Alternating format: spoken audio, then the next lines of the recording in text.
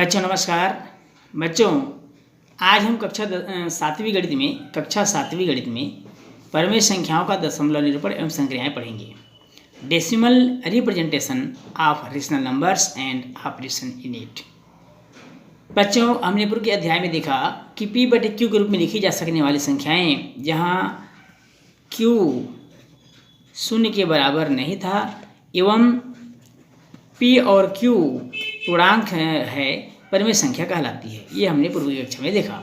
अर्थात P/Q वह संख्या है जो P को Q से विभाजित करने पर प्राप्त होती है। P को Q से विभाजित करने पर प्राप्त होती है। अर्थात यदि अंश को हर से भाग दिया जाए तब क्या होगा, ऐसा हमारे मन में एक सवाल उठता है। तो आइए इसे एक उदाहरण से समझते हैं। मान लीजिए उदाहरण है हमारा 2/5, अर्थात 2 को हमें 5 से भाग देना होगा। 5 शून्य में शून्य, 2 उतर जाएगा, माइनस करने से 0.0 20 हो गया, 5 चौका 20। अर्थात कहने का मतलब हमको प्राप्त हुआ 0.4। इसी प्रकार मान लीजिए 13/4 को भाग देना हो तब हम 13 को 4 से भाग कर देंगे। 4 तिया 12, 1 बच गया बच्चों, एक बच गया तो दशमलव ले लेंगे, 0 हो गया। 4 दूनी 8, 2 बचेगा, फिर 0 बढ़ा लीजिए क्योंकि दशमलव एक ही बार लेते हैं। 4 पंचे 20। तो इस तरह से हम देखेंगे 3.25 आता है। तो इस प्रकार भागफल के रूप में हमको 0.4 मिला और 3.25 मिला। ये परिमेय संख्या क्रमशः 2/5 और 13/4 का दशमलव निरूपण कहलाता है। तो बच्चों अब आइए हम संख्या 20/3 पर विचार करते हैं। संख्या 20/3 अर्थात कहने का मतलब है कि 20 को हमको 3 से भाग करना है। 3 छक्के 18 होगा बच्चों, 2 बचेगा, दशमलव ले लेंगे, फिर 0 20 हो गया, 3 छक्के 18, फिर 2 बच रहा है, 0 ले लेंगे, 3 छक्के 18। ये इस तरह से 2 प्रत्येक स्थिति में शेषफल बच रहा है। अर्थात हम कहेंगे कि 20/3 बराबर 6.666 ये अनंत बार आएगा क्योंकि ये विभाजित नहीं होगा। यहाँ हमने देखा कि सभी प्रश्नों में भाग क्रिया कुछ पदों में ही पूरी हो जाती है, जबकि 20/3 में ऐसा नहीं होता। 20/3 को भाग देने पर शेषफल हमेशा 2 बचा रहता है, अर्थात भाग की क्रिया पूरी नहीं होती। अतः बच्चों जब भाग की क्रिया कुछ पदों में पूरी हो जाती है तो इस संख्या का दशमलव निरूपण शांत दशमलव कहलाता है। जैसे यहाँ पर 0.4 में चला गया, उसके बाद 3.25 में कंप्लीट हो गया, तो ये शांत दशमलव निरूपण कहलाएगा। लेकिन जब भाग की क्रिया पूरी नहीं होती तब इस संख्या का दशमलव निरूपण अशांत दशमलव कहलाता है। जैसे कि 20/3 में हमने देखा, तो ये अशांत दशमलव निरूपण कहलाता है। तो आइए बच्चों अब हम देखते हैं कुछ संख्याओं का दशमलव निरूपण जो शांत है अशांत, इसका हम पता लगाएंगे। बच्चों आप लोग देख रहे हैं पहला प्रश्न 3/8, दूसरा 15/4, तीसरा है 1/6, चौथा 1/7 और पांचवा है 2/9। अब आपको पता लगाना है बच्चों कि दी गई संख्याएं शांत दशमलव निरूपण है या अशांत दशमलव निरूपण है।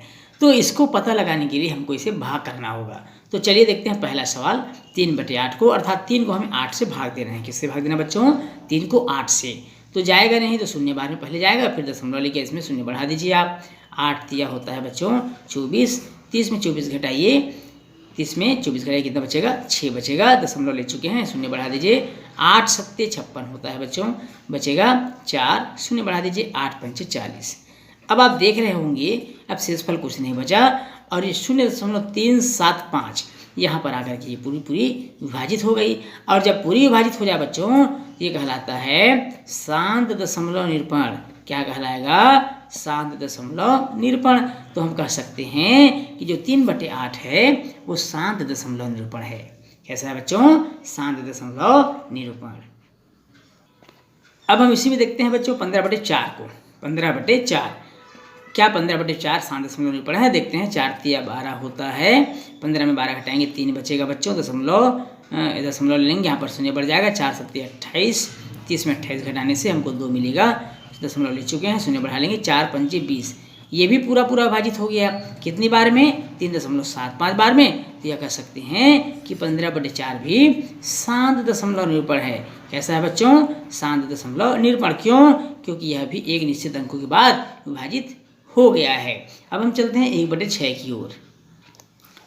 1 को 6 से विभाजित करना है। 1 को किससे विभाजित करना है बच्चों? 6 से। दशमलव ले लेंगे तो 0 बढ़ जाएगा, 6 एकम 6 बचेगा 4, दशमलव ले चुके हैं बच्चों, इसलिए 0 ले लेंगे। 6 छक्के 36, फिर बच गया 4, दशमलव ले चुके हैं। 6 छक्के 36, फिर बच गया 4, 6 छक्के 36, फिर बच गया 4, और ये बार बार यह प्रक्रिया दोहराई जा रही है, अर्थात इसके आगे इसे विभाजित नहीं कर सकते।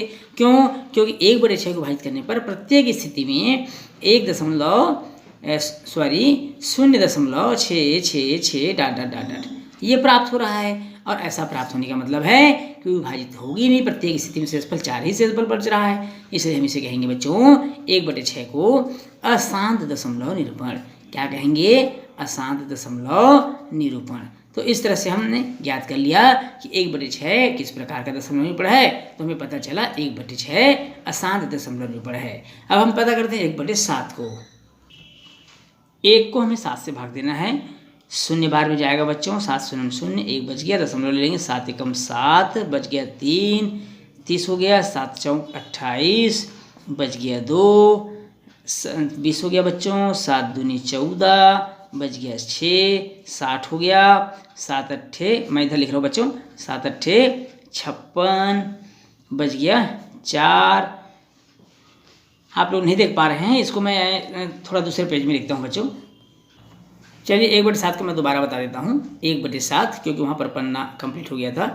1/7, 7 0 0, भाग नहीं जाएगा, 1 बचेगा, दशमलव ले लेंगे, 7 एकम 7 हो जाएगा बच्चों, 3 बचेगा माइनस करने से, 30 हो गया, 7 चौकी 28, फिर 2 बच गया, 20 हो गया, 7 दूनी 14, बच गया 6, 7 अट्ठे 56, बच गया 4, कितना बचा बच्चों? 4 बचा, 7 चौक 28, 7 पंचे 35, 7 पंचे 35, बच गया 5, फिर 0 हो गया, 7 सत्ते 49, बच गया 1, फिर 0 हो गया, 7 एकम 7, बच गया 3, फिर 30 हो गया, 7 चौक 28। अब आप यहाँ पर ध्यान देंगे बच्चों, तो आप क्या देख रहे हैं कि 1 4 2 8 5, 7 के बाद जैसे ही 7 प्राप्त होता है, 7 के बाद पुनः संख्याएं रिपीट होना शुरू हो गया, 1 4 2 8, इस तरह से फिर आगे आ जाएगा। इस तरह से हम देख रहे हैं ये पूरी विभाजित नहीं हो पाएगी, इसको हम ऐसा लिखेंगे 0.1 4 2 8 5 7, फिर 1 4 2 8 5 7, इस तरह से क्रमशः वो रिपीट होते जा रहा है। कुछ संख्याओं के विभाजित होने के बाद पुनः वो संख्याएं रिपीट हो रही है, लेकिन पूर्णतः विभाजित नहीं हो रहा है, इसलिए हम इसे बोलेंगे अशांत दशमलव निरूपण है। क्या बोलेंगे हम इसको? अशांत दशमलव निरूपण है। तो इस तरह से हमने देखा कि 1/7 भी अशांत दशमलव है। अब उसमें 2/9 दिया हुआ है बच्चों प्रश्न में, तो देखते हैं 2/9 किस प्रकार का दशमलव निरूपण है। 2/9, 2 को 9 से विभाजित कर देंगे बच्चों, 0 बार में जाएगा, आप देख रहे हैं, दशमलव ले लेंगे, 9 दूनी 18 हो गया, फिर 2 बच गया, 0 ले लेंगे, 9 दूनी 18, पुनः 2 बच गया, 9 दूनी 18।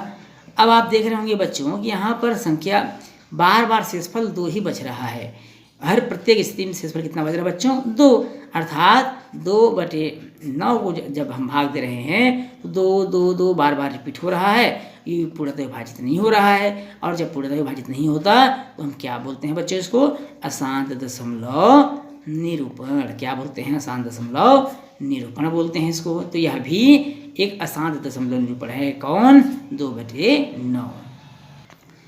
इस प्रकार हमने देखा बच्चों कि कुछ प्रश्नों में भाग पूरा पूरा चला जाता है और कुछ प्रश्नों में भाग पूरा पूरा नहीं जाता, अर्थात दशमलव के कुछ स्थानों तक पूरी हो जाती है, जबकि कुछ प्रश्नों में हमने देखा कि भाग की प्रक्रिया लंबी होती चली जाती है और दशमलव बाद ही पूरी नहीं होती बच्चों। अतः हमने यह पता लगा लिया कि किन संख्याओं के दशमलव निरूपण शांत है और किन संख्याओं के दशमलव निरूपण अशांत है। बच्चों जिनमें भाग की क्रिया कभी पूर्ण नहीं होती, ये दशमलव के बाद भी अशांत संख्याएं हैं।